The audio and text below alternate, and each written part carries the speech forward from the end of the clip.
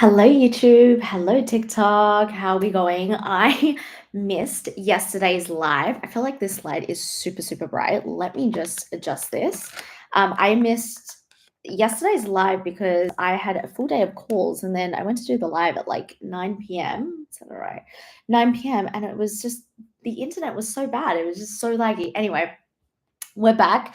I'm going to share with you, I'm going to speak a little bit about fear of judgment because I definitely, with all of my work I do with high achieving women, it's different. Oh, hello, YouTube. I think this is literally just started.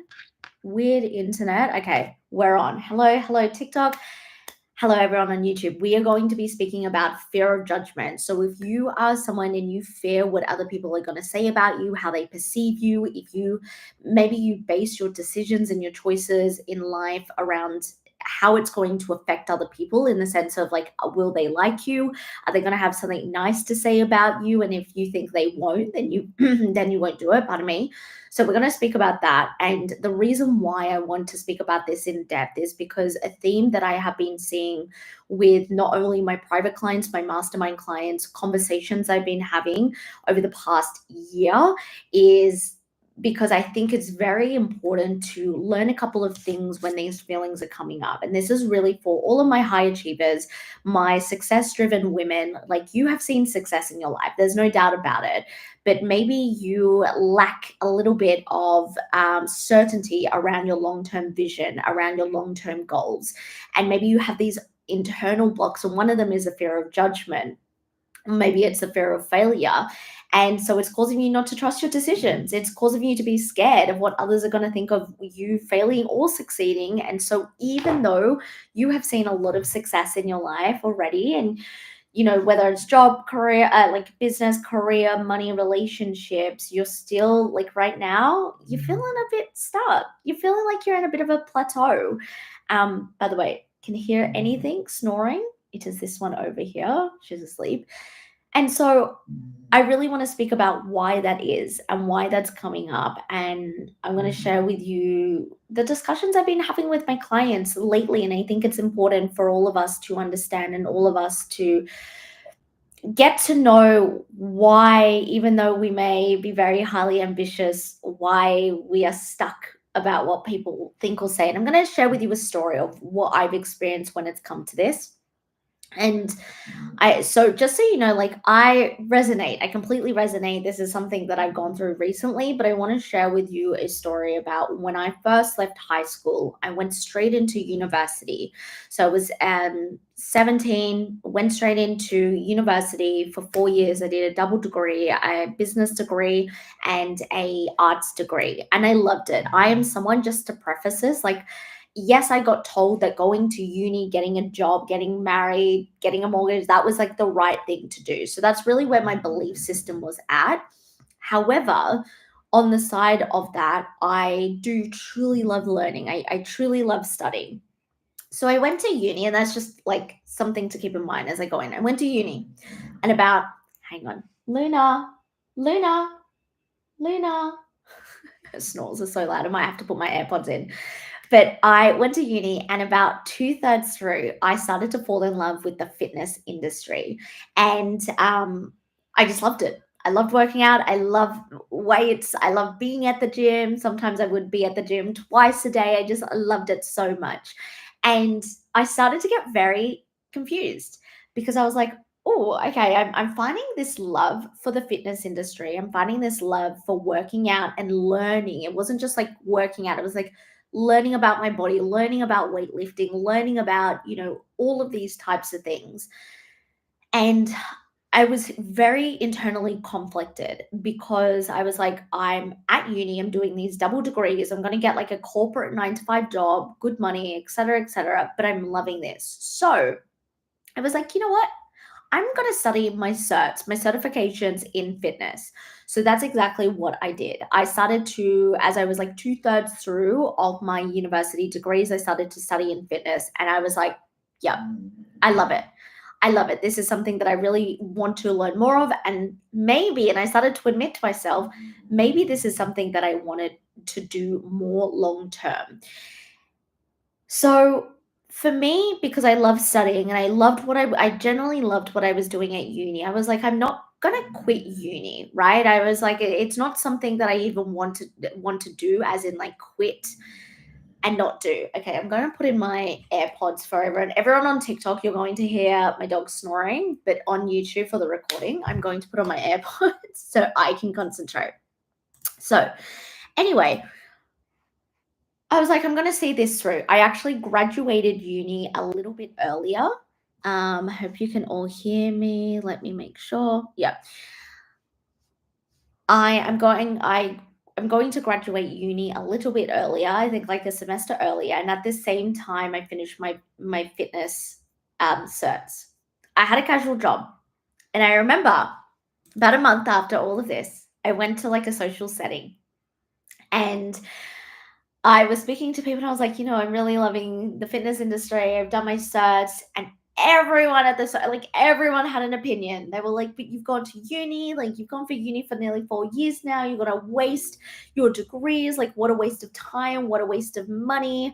Why would you go into the fitness industry? Like, you can make way more money if you go and get a 9 to 5 job using your degree, blah, blah, blah, blah, blah. And I remember going home from this social setting. I think it was like a party. I don't know. And I went home and I cried. I cried. I felt so ashamed. I started to have this internal dilemma, and I was like, wait, is maybe I'm not making the right choice. Maybe I'm not doing the right thing. And I started to feel so ashamed of thinking that I could go into the fitness industry, even though I had spent like 4 years studying at uni. And like, why wouldn't I get a 9 to 5 corporate desk job? Like, that's the right thing to do, and that's the right pathway. And I started to get embarrassed, and I was like, I'm going to fail if I do this. Now, as I'm like crying and I'm getting upset, a couple of days go past, and I can feel it in my heart. I can feel it in my bones. And this is what I see with a lot of ambitious, high achieving women. We're highly intuitive, and you can feel it in your bones. You can feel it in yourself that, the right choice for you. Although you're taking on all of these opinions of other people, but you could feel it. And I was like, you know what? I know deep in my soul, I know that I'm meant to pursue the fitness industry right now. And yeah, I'm going to get judged and maybe I will fail, but I know that I'm meant to do this.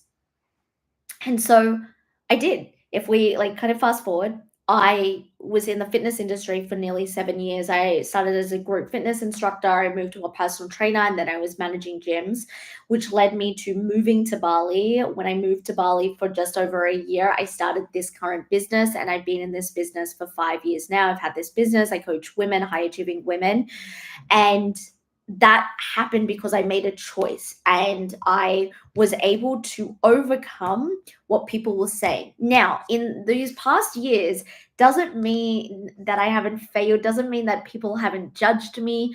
It doesn't mean that I made this decision and I knew that I was making this decision and that people just stopped judging me. No, the judgment came a lot, and I've experienced this fear of judgment. But I'm going to share with you the 3 things that I really had to do and I really had to step into to overcome this fear of judgment, but to really be able to trust my own decisions. A lot of high achieving women, again, we're high achieving because we're ambitious. We have these big goals. We know we want to live these big, magical, wealthy lives, but we don't trust our own decisions. We don't trust our own choices.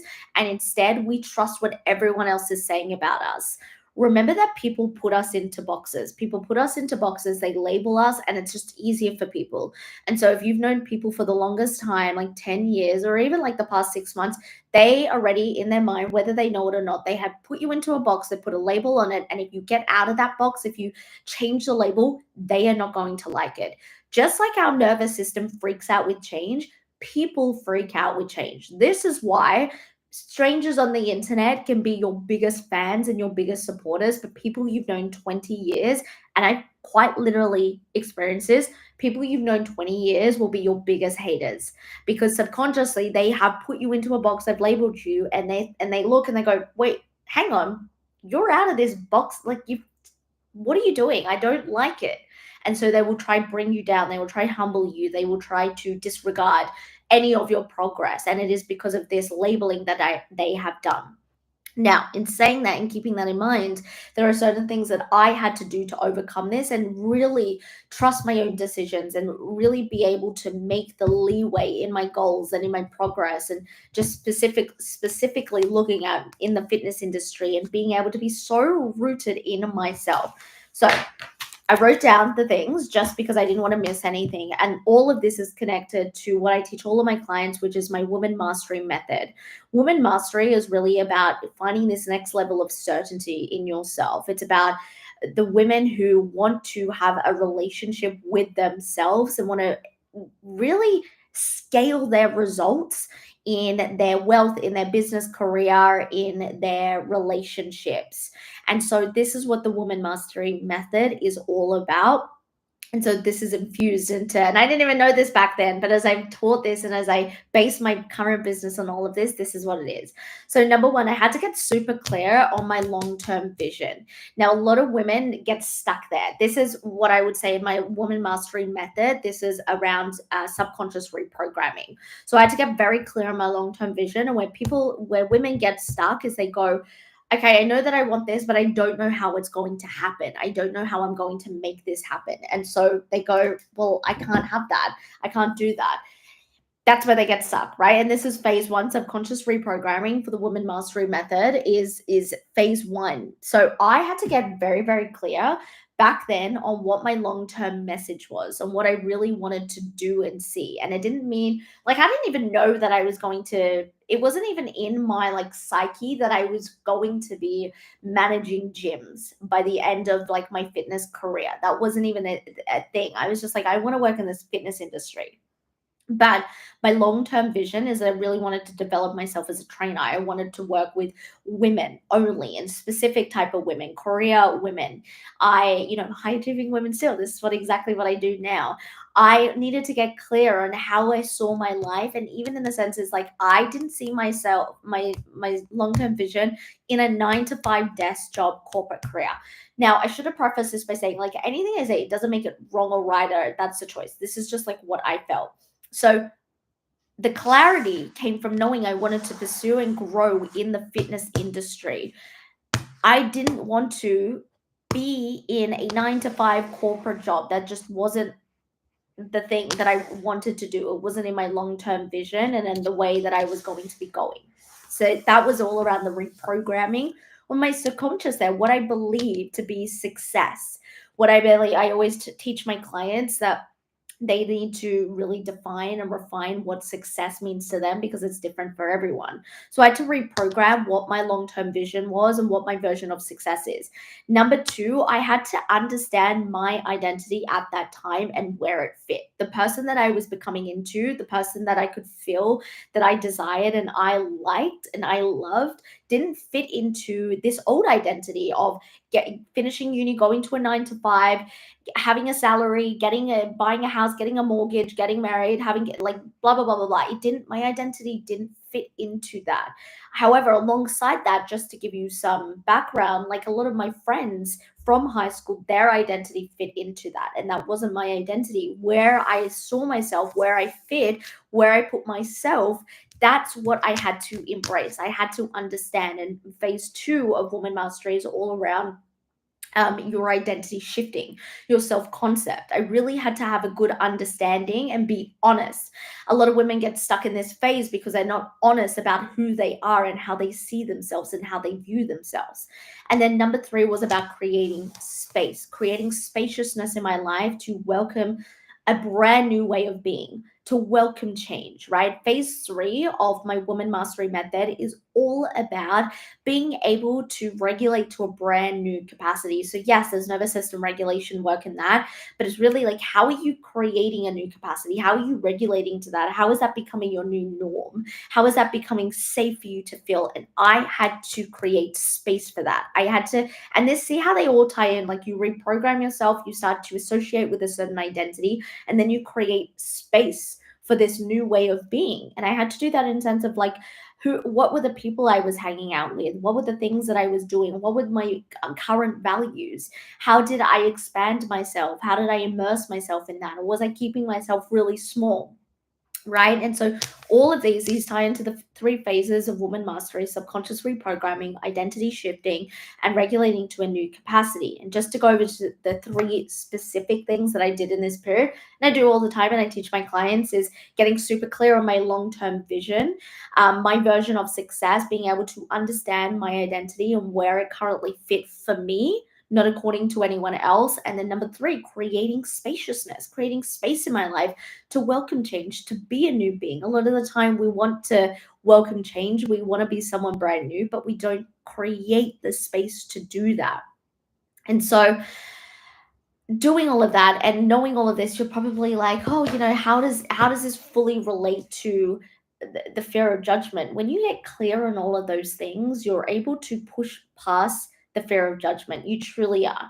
And I know that sometimes it's not, that's not maybe your favorite thing to hear, but you're always going to come up against fear of judgment. You're always going to come up against people having an opinion on who you are. You're always going to have come up against people putting you in a box and expecting you to stay into that box. And when you get really rooted on these things, these methods, this woman mastery method, and in particular what I did over this period and what I've actually done recently in the past year through another transition I'm going through, you trust yourself, you trust your decisions, you trust what you're doing, you trust that you know for yourself, right? It's not that you don't know what you want for your life, it's that you don't trust yourself to go through with that. You don't have, you're constantly chasing something and you don't know why you're doing, you're not very clear on what you're doing. So that is really where I was at that point. And like I said, that led me down the path of now creating this business. And I just wanted to share that, at any point in your life and at any point of change, you're always going to come up against people having an opinion of you. And that's okay. They have an opinion because that's the way they see life. That's the way that they are living life. And that's not wrong. That's the thing I teach my clients. Just because they have an opinion and it doesn't fit your opinion, it does not make it wrong. So I'm going to leave you with that. If there are any questions, please let me know in the show notes below. I teach this entire method in its entirety across all of my containers, but specifically my Woman Mastery Mastermind. It's a 6-month mastermind, and it's truly designed for the high achieving women to elevate their success, to be able to scale their success across their relationships, business or career, and their wealth, and to really understand who they are and what they are doing and what they want to achieve in their life and how they are achieving in that life, instead of letting things like the internal blockers, like the fear of what people say about you, stop you. All of the details for that are in the show notes below. And if you want a little bit of a taste of how I teach this and also how I teach values, which you need to know your values to understand all of this, then in the show notes below, you can also get access to my CEO Monday happy hour, goal setting workshop. We go through goals, we go through values. I have been, not to toot my own horn, but I've been told many, many times it is the best goal setting workshop that anyone has ever experienced, that anyone has ever watched and been through. And I truly believe it with my entire heart. It's insane what I give in that workshop. So definitely go and check it out. But I appreciate every single one of you, and I will see you in the next live.